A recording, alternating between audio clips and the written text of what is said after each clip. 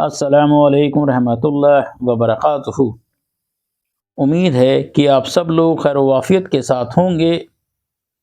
دنیا کے تمام چاہنے والوں کو، تمام دیکھنے والوں کو، تمام سننے والوں کو، جہاں جہاں مجھے دیکھا اور سنا جا رہا ہے، جیلانی عثمانی کا سلام قبول ہو۔ اب آپ مجھے یوٹیوب پر جیلانی عثمانی، فیس بک پر جیلانی عثمانی، انسٹاگرام پر جیلانی عثمانی، ایکس یعنی ٹویٹر پر جیلانی 84390 پر بھی فالو کر سکتے ہیں۔ آج ہم ایک ایسے شخص کے بارے میں بات کریں گے جو پیدا تو سردار بوٹا سنگھ ہوئے، لیکن ان کا انتقال مولانا عبید اللہ سندھی کے طور پر ہوا۔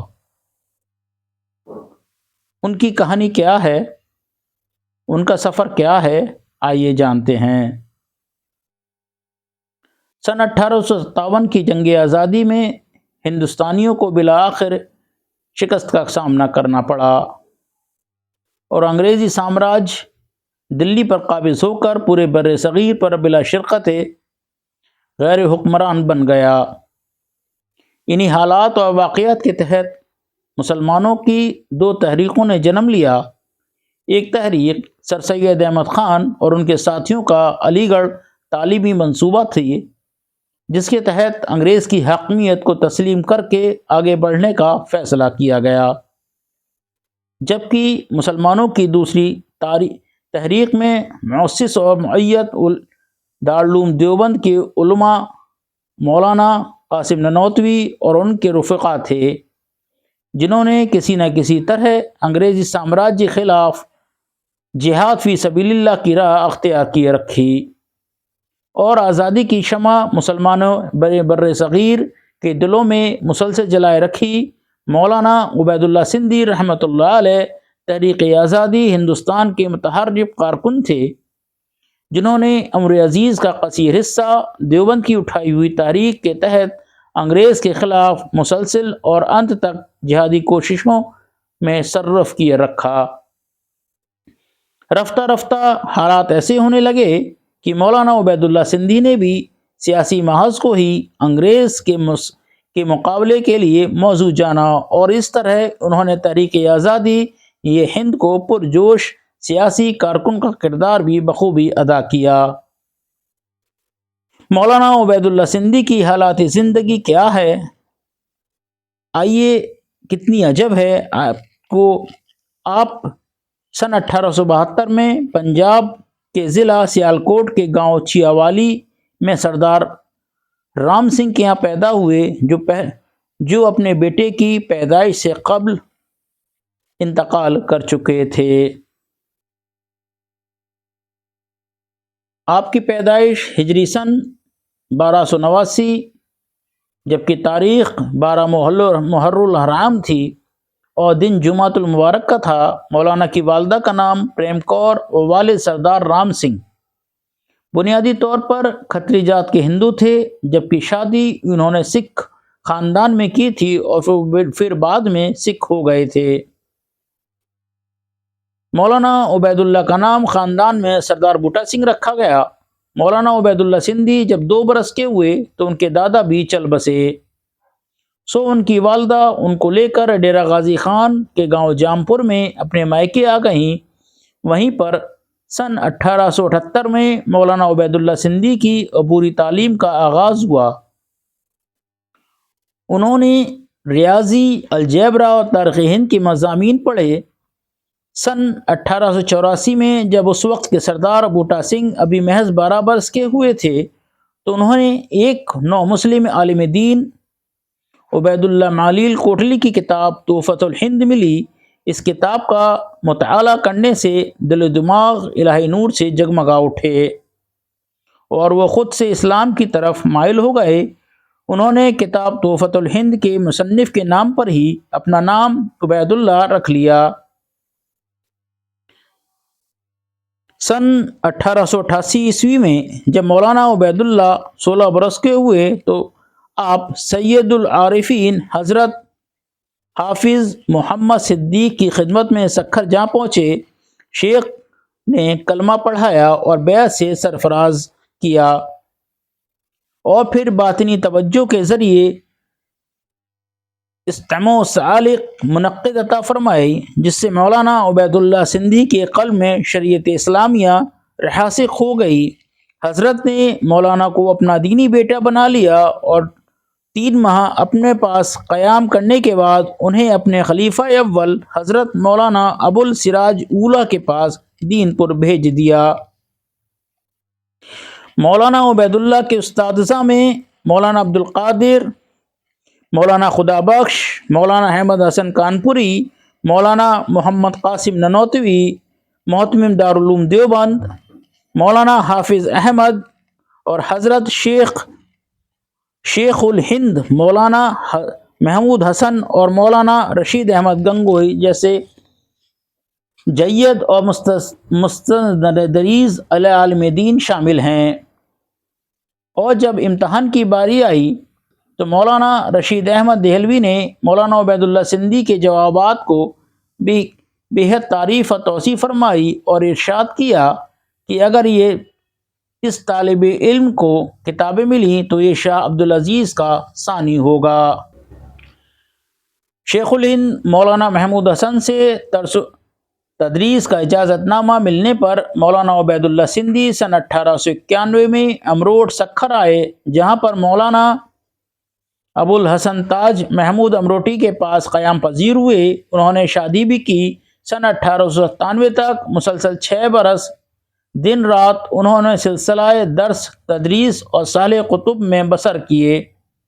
اس دوران انہوں نے نشر و اشاعت کا ادارہ محمود المطابق قائم کیا۔ اسی مکتب سے انہوں نے سندھی زبان میں ماہنامہ ہدایت الاخوان جاری کیا۔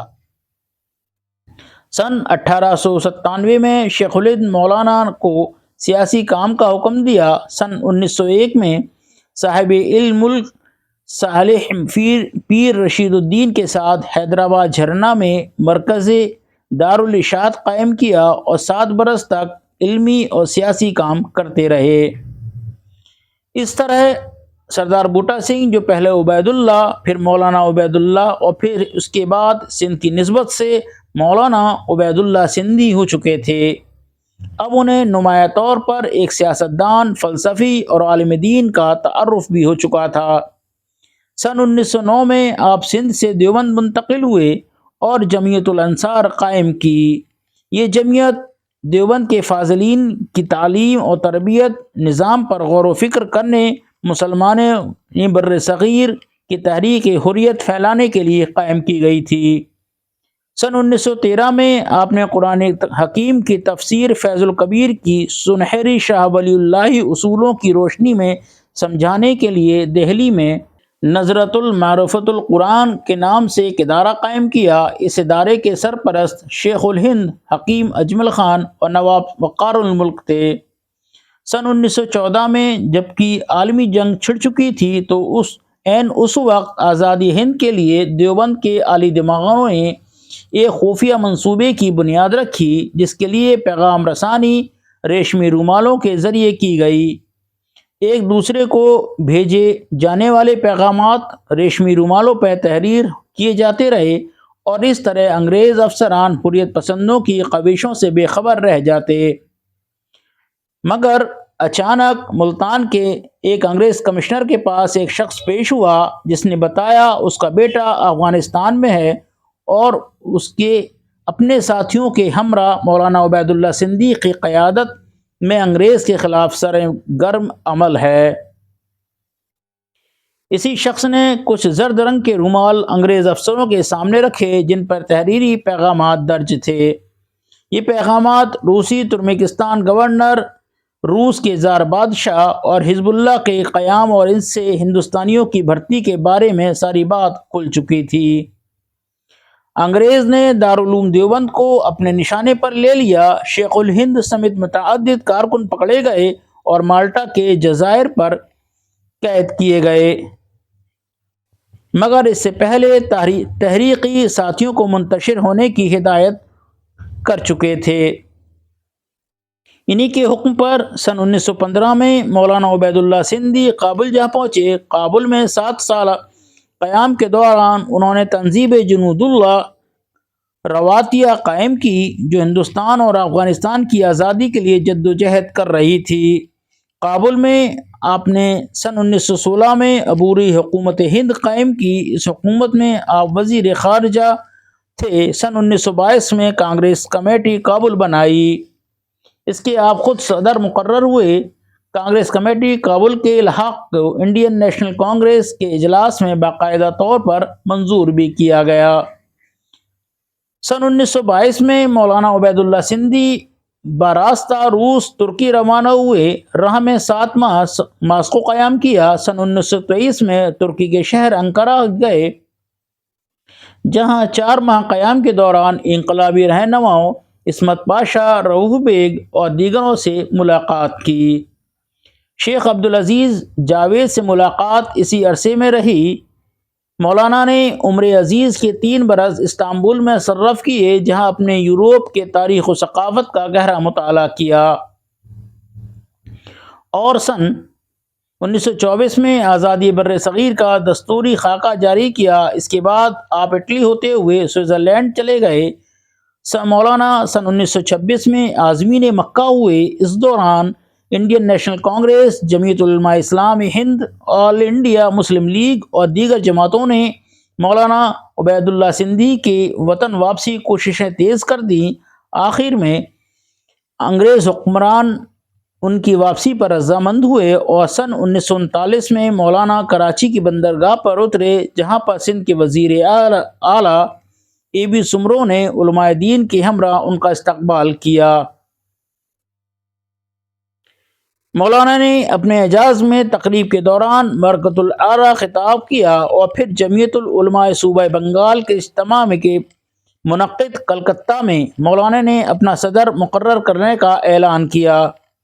مولانا عبید اللہ سندھی نے جنگ آزادی کے مسلمانوں کو ہندوؤں کے ساتھ مل کر جدوجہد کرنے پر آمادہ کیا۔ وہ ظاہری علماء کے سخت ناقد بن چکے تھے۔ انہوں نے ماں بھارت سوراج پارٹی بنائی، جمنا نرمدا سندھ ساگر پارٹی کی بنیاد بھی رکھی۔ مولانا سوشلزم کے نظام کو عوامی مفادات کے تحفظات کو ضامن سمجھتے تھے اور روسی واجب انقلاب سے اولین درس لینے کے قائل تھے۔ مولانا نے امام الہند حضرت شاہ ولی اللہ دہلوی کے فلسفے کے تفہیم و تشریح اور تعلیمی دہلی، لاہور، کراچی اور پیر جھنڈا دین پور میں بیت الحکمت کھولے۔ آپ نوجوانوں کی تعلیم اور تربیت میں خصوصی توجہ دیتے تھے۔ سن 1944 میں بیماری کے باوجود آپ کراچی سے حیدرآباد، میرپور خاص، نواب شاہ ہوتے ہوئے پیر جھنڈا دین پور مدرسہ ارشاد الاسلام میں قیام پذیر ہو گئے۔ آپ اپنے آخری وقت تک پروفیسر محمد سرور، مولانا غلام مصطفیٰ قاسمی، مولانا بشیر احمد لدھیانوی اور اپنے دیگر نامور شاگردوں کو تاریخ، سیاست اور قرآنی علوم و معروفوں سے آراستہ کرتے رہے۔ مولانا عبید اللہ سندھی ایک انقلابی روح تھے۔ ان کا کہنا تھا کہ میں 16 سال کا تھا جب میٹرک کے درجے تک تعلیم پا چکا تھا کہ مسلمان ہوا۔ مجھے کلمہ توحید حضرت حافظ محمد صدیق منچورنی والوں نے خود پڑھایا۔ میں حضرت صاحب کی ایک جماعت کا ایک فقیر سمجھتا ہوں۔ مولانا عبید اللہ سندھی بروز سوموار 2 رمضان المبارک سن 1363 ہجری بمطابق 22 اگست سن 1944 کو شمسی اعتبار سے 72 سال 5 ماہ اور 1 دن اس دنیا فانی سے گزار کر اپنے پروردگار کے حضور میں پیش ہو گئے۔ آپ کی تربت جھنڈا دین پور، رحیم یار خان، پنجاب، پاکستان میں بنائی گئی۔ امید ہے کہ آپ کو ہمارا بلاگ پسند آیا ہوگا۔ اپنا خیال رکھیے گا۔ اللہ حافظ۔